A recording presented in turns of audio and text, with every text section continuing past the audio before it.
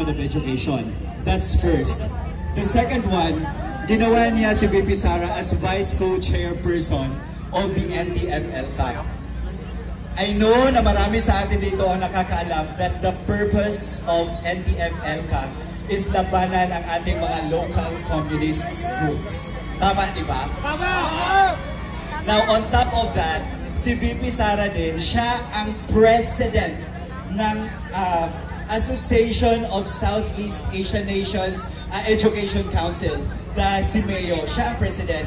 And that's the reason why NAPOLCOM, National Security Council, Department of National Defense, nagbigay or gumawa ng Vice Presidential Security Group upang mapangalagaan ang ating Vice President sa tatlong tungkulin niya. Apat actually, Vice President of the Philippines, Vice Co-Chairperson of the NTF-LCAC, President of the CIMEO Council, and DepEd Secretary.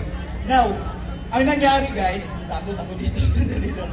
Ang nangyari, when VP Sara took her oath as the Secretary of DepEd, ang binigay na report sa kanya is that there are 1,871 cases of child abuse from 2019 to 2020, with 15 more regions that have not submitted their report.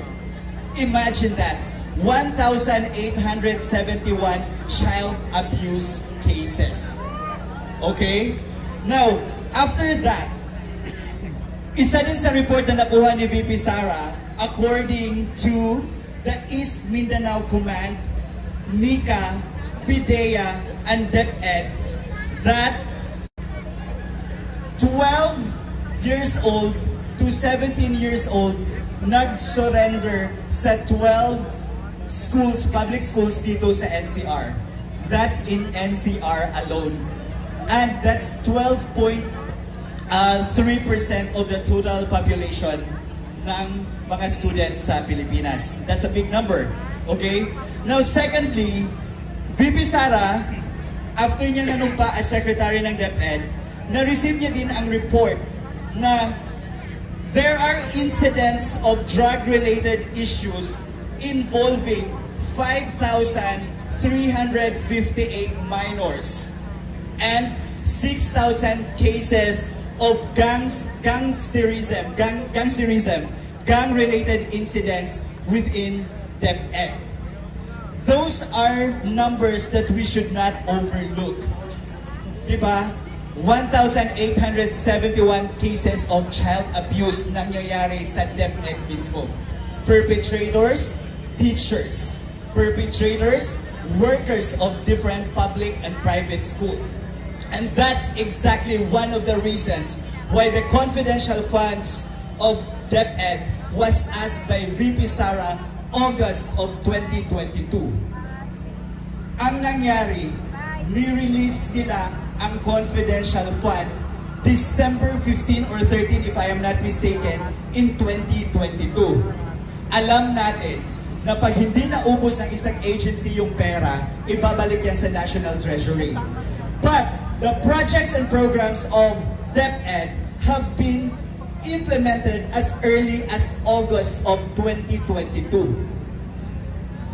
And that means tinira nila si VP Sara intentionally of the confidential fund kasi wala silang magamit against her.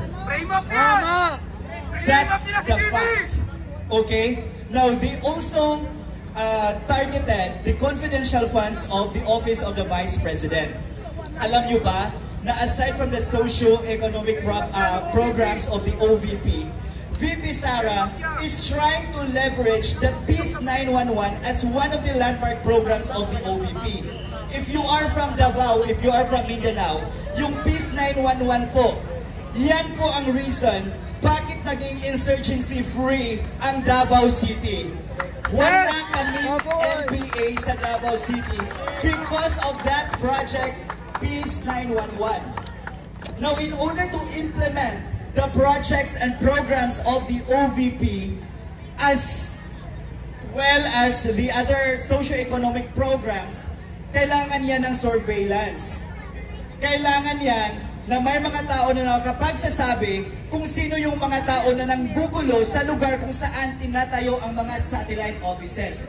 And that's also one of the reasons why the confidential funds of the Office of the Vice President was asked as part of the mandate of Bongbong Marcos for VP Sara to do her task in the National Task Force to End Local Communist or the NTF-ELCAC.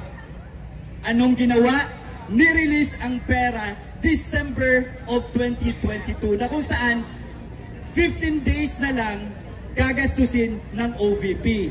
And because of that, because the programs and projects of DepEd and OVP have already been implemented as early as August of 2022, na kaya nilang gastusin ang 125 million in just 11 days. Ito yung facts na hindi binabalita ng mainstream media. Why? Because ang focus ng mainstream media is to malign the image of the Vice President of the Philippines. The directive is, sa bawat report nila, dapat may nakaangklang family name na Duterte. Why?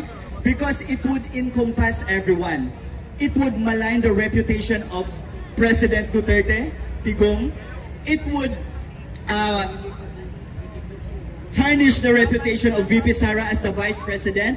And it would also include Pulong, Paulo Duterte, and Baste Duterte. So, the moment na ginagamit nila ang family name na Duterte sa media, the more it would be written as part of the history. So that's part of their demolition job. That's why as a writer, pinapaintindi ko sa inyo na you should not believe on everything you read and see on in mainstream media. Why? Because there are directives in place that they did just to demolish the Dutertes. Diba? Duterte! Duterte! Duterte! Duterte! Duterte! Duterte! Alright, so last point. Yung confidential funds, bago yung issues lahat, bago nag-meeting si Tambaluslos at ang Makabayan Bloc, ang sabi ng COA, the Office of the Vice President and DepEd, they have been complying to the requirements indicated on COA, on the Joint Circular 2015. Ang sabi, sinasubmit ng OVP yung mga lacking documents. If they are able to send out AOM or Audit Observation Memorandum to the DepEd and OVP, that's because they want the OVP to comply to the lacking requirements. So ang ginawa ni VP Sara, kinukomply niya. Halimbawa, nagsasabi yung COA, hey, wala kayong documentation sa event na ito or yung mga gastos dito, may nakulang na documentation. It did not satisfy the requirements that we impose on that certain project or program. Ang ginagawa ng OVP, they comply. Sinasubmit nila. Pero ano ang directive? Dapat gumawa ng AOM or Audit Observation Memorandum ang COA para siraan nila mismo si VP Sara na ang pera sa confidential fund ay na-corrupt. Eh hindi pa nga tapos ang audit. VP Sara still has until February of 2025 to comply with the requirements set by COA para mawala yung yung mga documents na hinahanap nila sa AOMs nila ay mawala. And that means to say, the moment the OVP and DepEd comply to those requirements na hinahanap ng COA, makli-clear si VP Sara sa confidential funds allegations against her. So kaya ngayon, minadali, di ba? That's the term.